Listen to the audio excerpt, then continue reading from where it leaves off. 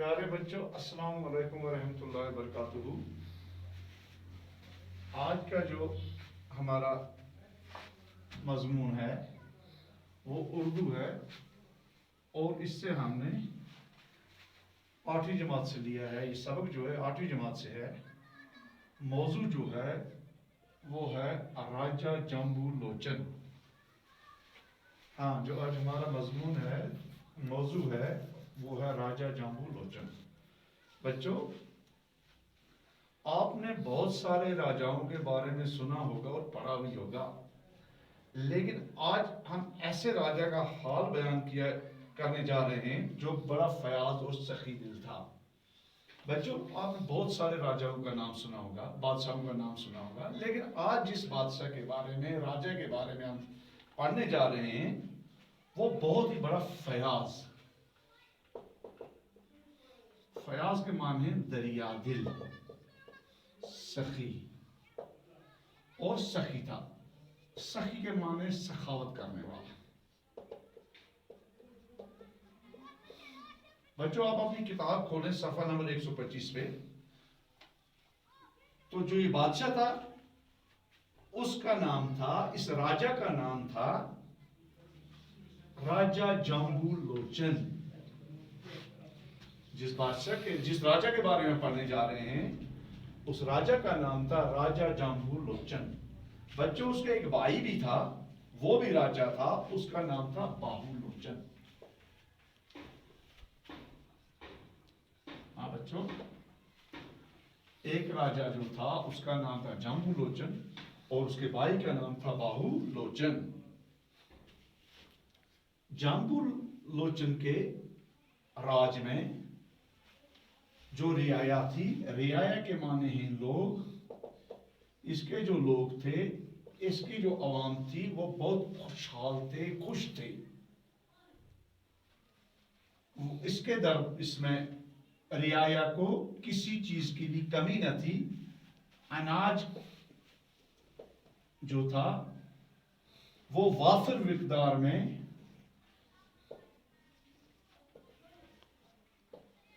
अनाज वाफिर मिकदार में था। अनाज की कोई कमी नहीं थी, खाने की कोई कमी नहीं थी। लोग दूर दूर से आते थे, यहाँ पे सैर करने के लिए आते थे और राजा के दरबार में हर एक को जाने की इजाजत थी। राजा से हर कोई मिल सकता था। उसने अपने रियाया के लिए, लोगों के लिए अपने दरवाजे खुले रखे थे। किसी भी वक्त लोग आके राजा से मिल सकते थे और बादशाह हम वक्त, हर वक्त, हम वक्त, राजा हर वक्त लोगों की दाद रसी, लोगों की फरियाद सुनने के लिए तैयार रहते थे। और राजा ने एक हुक्मनामा जारी किया था, एक ऐलान किया था कि कोई भी सरकारी अहलकार, कोई भी सरकारी मुलाजिम लोगों के साथ सख्ती से पेश नहीं आएगा, बल्कि वो अवाम के साथ नरमी से पेश आएंगे और अवाम की खिदमत के लिए हर वक्त तैयार रहेंगे। और उसके सारे जो मुलाजिम थे वो इस हुक्म की तामील करते थे, इस हुक्म को बजा लाते थे, इस हुक्म को मानते थे। राजा जम्बू लोचन को अदब से बड़ा प्यार था। उसका मतलब है बच्चों कि राजा जम्बू लोचन जो था उससे अदब से प्यार था। उसके दरबार में अदीब मौजूद रहते थे, शायर लोग जो थे वो इसके दरबार में मौजूद रहते थे और इसमें किस्से को भी,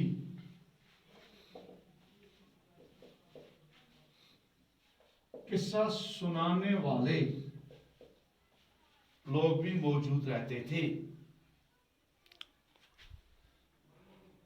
तो बादशाह इन लोगों से, शायरों से, अदीबों से, किस्सा गों से कहानियां सुनता और खुश होता था और इन अदीबों को, शायरों को, शायरों को इनाम से नवाजता था और उन्हें इसके बदले में इनाम देता था। दरबार में, राजा के दरबार में अक्सर शेर व अदब की महफिलें मुनक्कद होती थी और इनका हाल जो था, दरबार में जो किस्से गोइयां होती थी, किस्से सुनाए जाते थे अदीबों के,